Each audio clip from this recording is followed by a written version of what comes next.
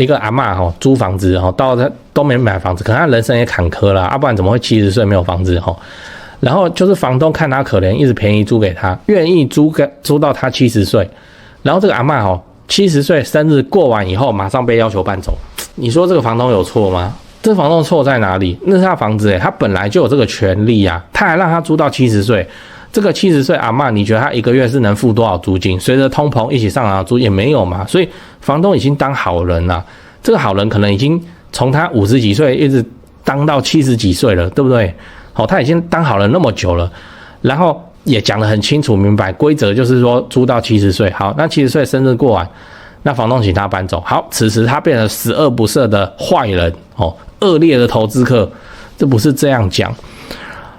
哎，我不会说呢，我说我支持那个赶70岁阿嬷走的房东，好像也不对我就变成邪恶的一方。但我会说，怎么样？就是我们不要让自己变成那个70岁过完生日被赶出去的阿嬷，对不对？为什么自住大换小可能是错误决定？大换小不是小换大，是大换小先说结论，因为你卖掉以后你买不回来，而且你会各种生理、心理、家人都不适应。嗨，我是买房阿元，订阅买房阿元，我先祝你老了有房也有钱房子买了就不要乱卖，这个我们在上一集讲了，如果你还没看的话可以看一下。那今天我来跟你讨论自住不建议大换小这次来聊一个一样是我的那个付费会员问我的问题那我来描述一下，就是他现在住在一间3房3卫双车位的电梯大楼，来，我没讲错，3房3卫双平面车位，3间卫浴，这意思是2间主卧，那不应该只有3房，应该是4房4改3比较大这样反正很顶啊，以自住来说这个规格很顶。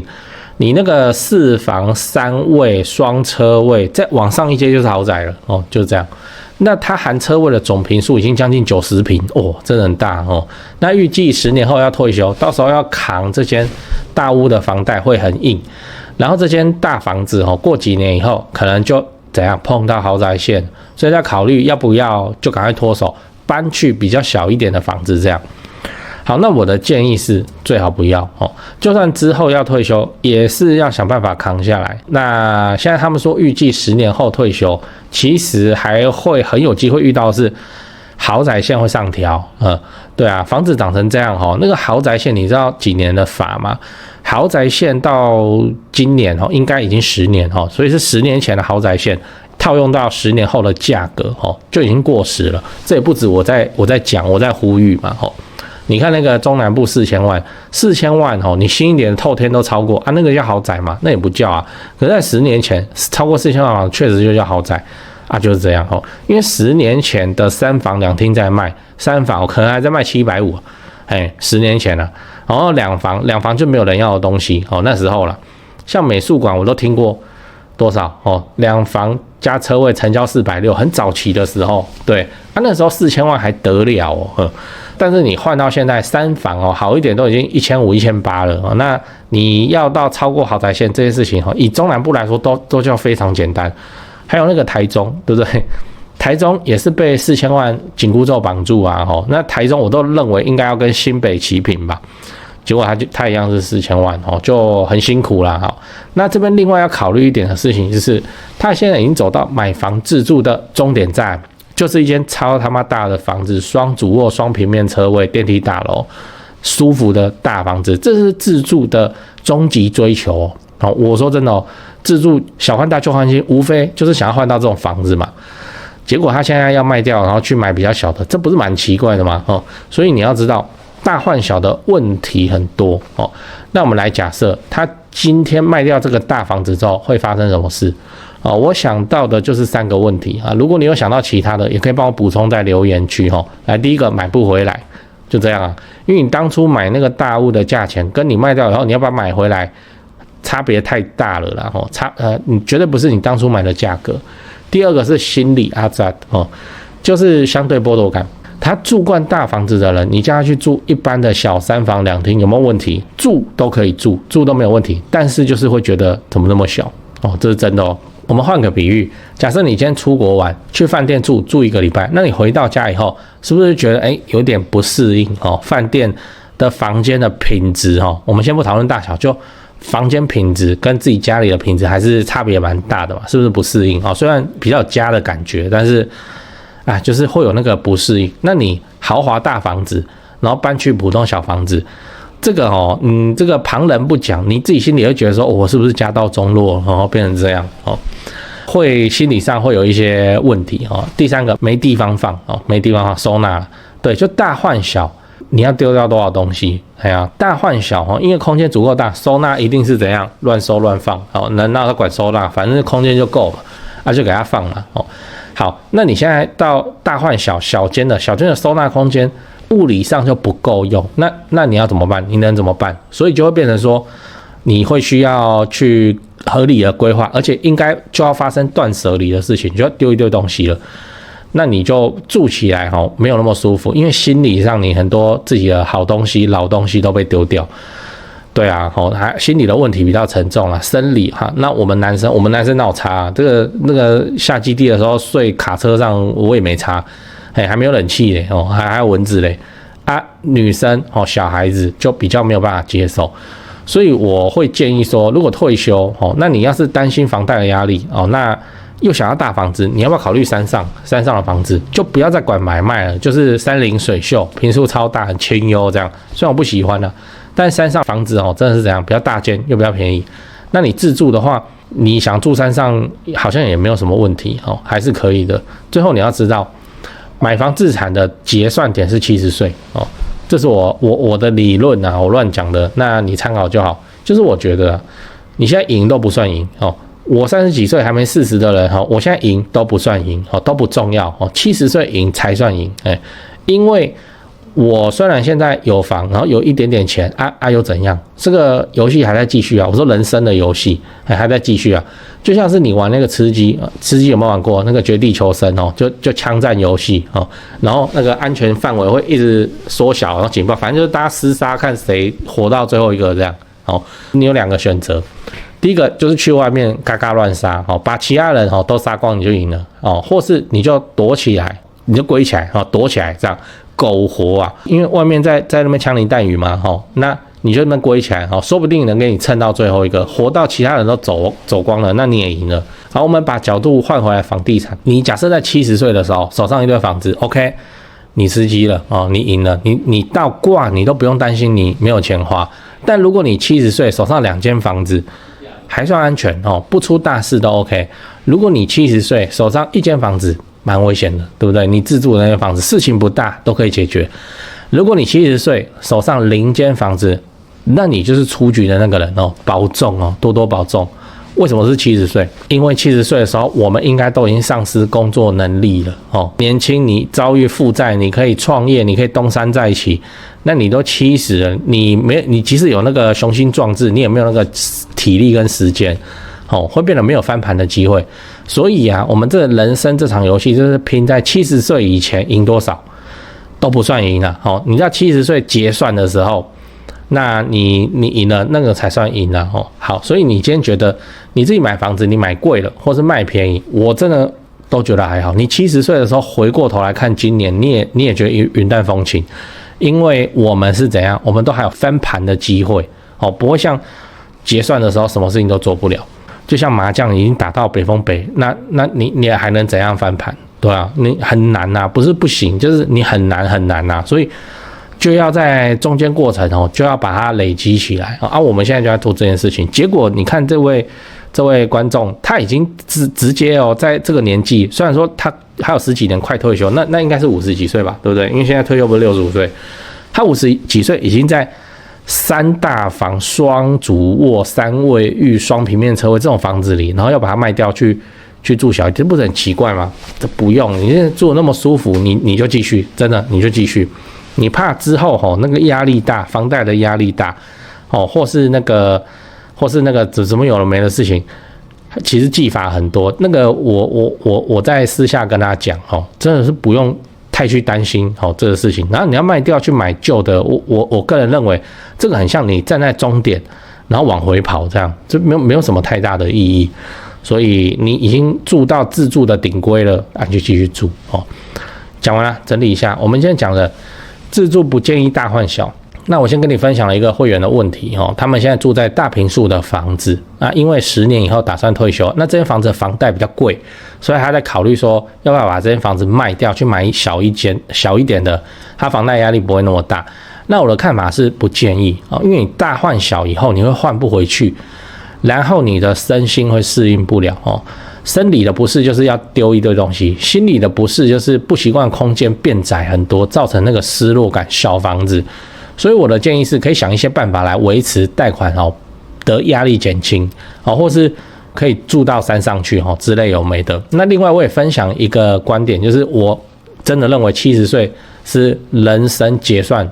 点。为什么不是65退休好，70岁是我自己定的就是说我70岁的时候，我很确定我已经没有什么工作能力，我要搬东西搬不赢年轻人搬不赢那个印度移民劳工那我要上班，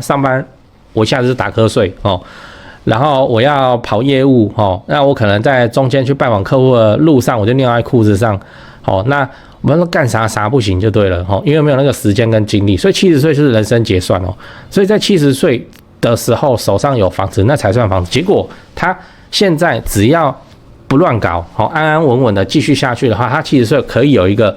这么大的房子双主卧3套卫浴双平面车，很厉害吧？这叫很厉害吧？对啊，不用往回跑，真的。现在要考虑的是你不是说10年后退休，那你就要考虑说这10年怎么样去降低这个你持有这么大间房子的压力技法真的很多真的很多。那加我的付费会员，我就会好好跟大家分析我也忘了我有没有跟他讲清楚。如果你正在看这支影片的话，你再来问我一次我还有一些招式就可以降低房贷压力的招式。我们的时间的维度你加上去之后，你看你70岁回头看你现在的年纪，是不是觉得即使出了什么问题那也还好嘛？这真的还好现在的胜负就还好。70岁赢才算赢真的是这样。70岁退休的时候，你手上有几间房子，才能确保你晚年我现在要活到90，应该算简单的吧？那个诺贝尔化学奖得奖的那个 AI 团队不是说10年内人类攻克所有疾病，所以我们要活到90应该蛮简单的吧？那你70到90，你要花20年的钱呢？你到时候你有钱吗？对这几件事情先讲，不然怕忘记。就现在不是房地产吹冷风嘛？这已经是事实了。那我自己的观察是这样跟你分享一下。先说台北台北市、新北市。那台北目前依然持续在成交那成交的行情没有特别的高，也没有特别的低，就行情这样。只是说现在的买方分布已经变成说 50% 是自住换屋那 50% 是财富传承，投资客几乎都离开台北了。那我想这个也不赖嘛，就没有投资客在那边恶性炒作那前面讲到那个 50% 自住换屋很重要的考量就是小朋友的学区所以蛋黄依然非常坚挺那 50% 的财富传承那财富传承讲的就是就天龙人嘛有钱的天龙人。那通常都是怎样？长辈就是看生几个小孩，然后每个小孩一人帮他们买一间这样要给小孩的这种属性。所以他那个也没有要投资，也没有要炒作啦，就是保值就好财富传承那你有钱，你要放在全台湾最顶尖的房地产市场来自住换屋或是财富传承都可以只是说现在成交在4500万以上已经是目前的常态我居然还有观众去买超过1亿的大安区房子，然后他们说我台北前辈的团队服务是非常的顶级他们的家族很满意这样对，所以你要看那些财富传承用的房子或者好学区的房子你就加我前辈的 LINE 小老鼠拜台北，小老鼠买台北这样加了，你就看到他的大头贴那个是助理在顾的那他们会不定期的 po 这些房子给你参考。OK 那讲完台北讲高雄高雄的情况是也一样，市场降温那之前的乱买乱出价族群就不见了。我认为这样很好，因为这样子我们就可以专心瞄准重大建设，就比较不会有那外行乱出高价的乱，你知道。那自从我拍了会员影片我会员影片不是说都会拍重大建设嘛，那陆陆续续我拍了高雄的重大建设有楠梓台积电到凹子底3大开发案、富邦凹子底 BOT 案到71期市地重划，新高雄火车站，到亚洲新湾区哈。你们观众很奇怪哈，我拍一个重大建设，你们就跟着买一个重大建设附近。高雄我是很有信心啊，没想到说，这个观众好像比我还有信心哦，买的比我还贵，买的比我还多，真是蛮夸张哦。那看好高雄，你瞄准重大建设，就找我推荐的台湾房屋美术之星店哦，700坪，高雄最大房仲店。那在高雄你要卖还是要买哦？那你就给他们一条龙就好了，就跟我一样。我过去10几年都是他们处理的，这是真的哦。那我付的中介费哦，这样子加起来早就超过7位数。那你看我还是愿意推荐他们，就是真的很没问题嘛，很专业，很 OK。他们的 LINE 是小老鼠 go， 小老鼠5个 go。哦，那他们有答应我说会 po 在这支 LINE 的房子是都会挑过哦，就是专门给买房阿元的观众。那这些房子都怎样？都适合自产，也都在重大建设旁边。你可以加那个 LINE 来看看哦。高雄没有台北那么贵啊。那高雄的重大建设，我还做了一个高雄重大建设加美食地图的 Google Map 哦 ，Map 地图啊，反正你点开那个地图，就是我做的那个重大建设地图哦，跟很多那个 YouTuber 不是来拍来吃高雄，对不对？那些他们吃的店，我都把它点出来，这样都插在地图上，反正就是美食跟重大建设哦，都摆在一起。你要来高雄玩，还是你要看房子，那你都可以参考这张地图哦。这个我也花100多时间做的哦。那我自己也用得很开心哦，因为我就是平常没事我都看那些 YouTuber 吃喝喝我去吃这样。那使用的方法哦，是你要去我的那个影片的资讯栏哦，复制那个连结，然后贴在你的手机浏览器上，打开来看才会正常哦。你直接点那个连结哦，它会内建打开你的 Google Map 这个 App， 那不对，那打开来很多问题啊，但我也不知道为什么，所以你就是用浏览器开就复制那个地图连结，再贴到浏览器去打开，这样才会正常哦。好啦，以上台北的 LINE 高雄的 LINE 重大建设跟美食地图你都有了，那就祝你自产顺利，来高雄玩得开心，赞。讲八卦，这我要扯额外的事情就是说，现在社会上就有很多所谓的活在金矿里的乞丐坐在金矿里的乞丐，就是那些都更户都更户是怎样？就是说一家老小在那边捡资源回收然后儿子智能障碍然后怎么有没的，可是他们那间房子超级值钱，对不对？那间房子动不动值了4-5千万、5-6千万，他们就不都更。他们说一都跟自己没地方住，那么卡，然后他们又变定制户，塞哈喽这个就是怎样？就真的是坐在金矿上的乞丐这个也不能怪他们因为他们要有今天的这个价值都是熬很久、撑很久了老人嘛撑很久，他们那个时代就没有什么财务的教育所以他不知道他的房子其实可以去做很多其他的利用，来确保他们的晚年生活不出状况。就没有嘛像这种新闻我们是不是听超级多的？对啊我举个例子，然后刚看新闻看到他住在大安区，台北市大安区的华夏的3楼，结果长辈90岁，子女4个子女，90岁的长辈他子女都60-70岁，以前的人比较早生然后结果全家现在在靠那个老人年金在过活，他们捡回收打零工奇怪你的大安区金华区的电梯华夏呢？对啊，那个东西可能算一算千万是一定有，4-5千万以上的东西就大家在那边捡回收过苦日子，这不是很奇怪的事吗？这就是说他们只看见房子的居住价值，好，这样也很好就是因为他们只把房子当作居住的价值，所以他们能把房子保留到现在那像我们这一代对在他们眼里来看，我们就叫年轻人嘛，我们就小屁孩嘛。他90他看我们这种还没40的，应该叫小屁孩吧？我们这些小屁孩我们现在就很明白房子它另一个身份是金融工具，对不对？金融工具，我如果是那个案例我一定不会活得只靠老人年金啊。为什么？我房子我可以增贷啊，我可以重新建价增贷以后怎么样？增贷以后我就 all in 0050啊，或0056啊，或中华电信啊，反正就是那种。都不太动，然后就是每年固定发钱，然后房子我也继续住，反正就是这种东西嘛。增贷大法政府也是鼓励你的哦，他是鼓励你增贷去做股票的哦。那这种长辈哦，他们经受不起自己唯一的一个最大的资产的价值减损，就保本为主。那你去买那种不会动的股票嘛？很多那个来那个我来问我的那个会员，我也是这样跟他讲哦，就这样啊，不然嘞吼，这样的话你每年吼，你自己看，你那些华夏吼增贷出来，假设5000万好了，好，可能没那么多了哦，因为银行建价比较低，好，3000万一定有，好，3000万哦，3000万。全部都拿去放中华电信，你看你一年拿多少钱？哦，你拿到的钱都可以去冲掉那个3000万的贷款出来的利息成本。哦，那这中间的价差啊，就好过日子啦。就是这样啊。所以晚年生活要过这种生活，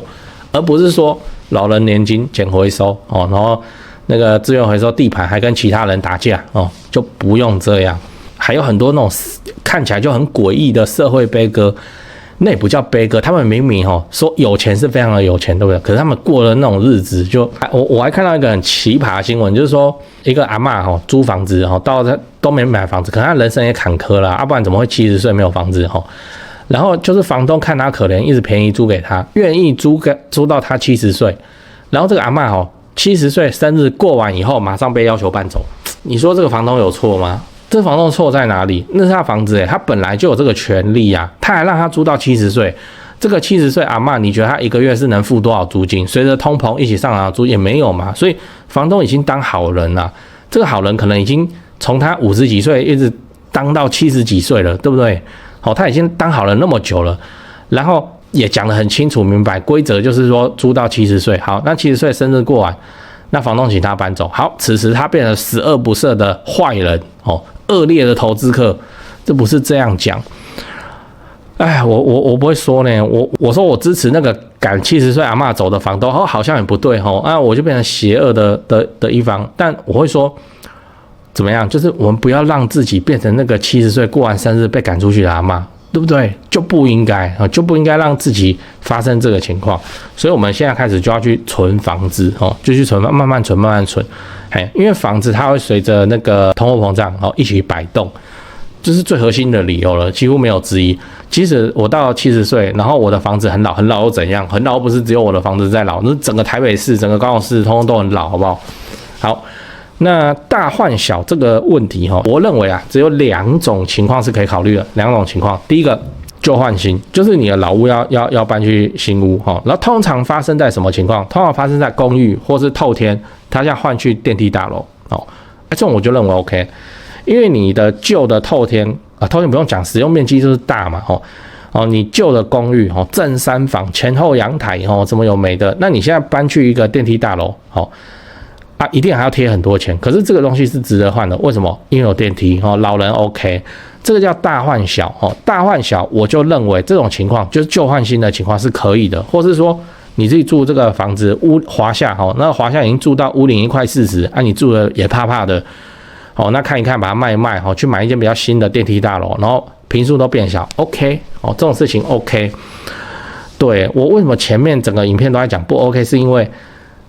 它的东西那么顶，它现在不是一个随便的公寓它现在不是一个随便的老透天或老华夏，它东西那么顶，4房3卫然后双平面车位，然后又电梯大楼。好，所以你旧换新基本上都可以了那我也很支持这样子做，因为电梯，因为老人电梯这个就是刚性需求，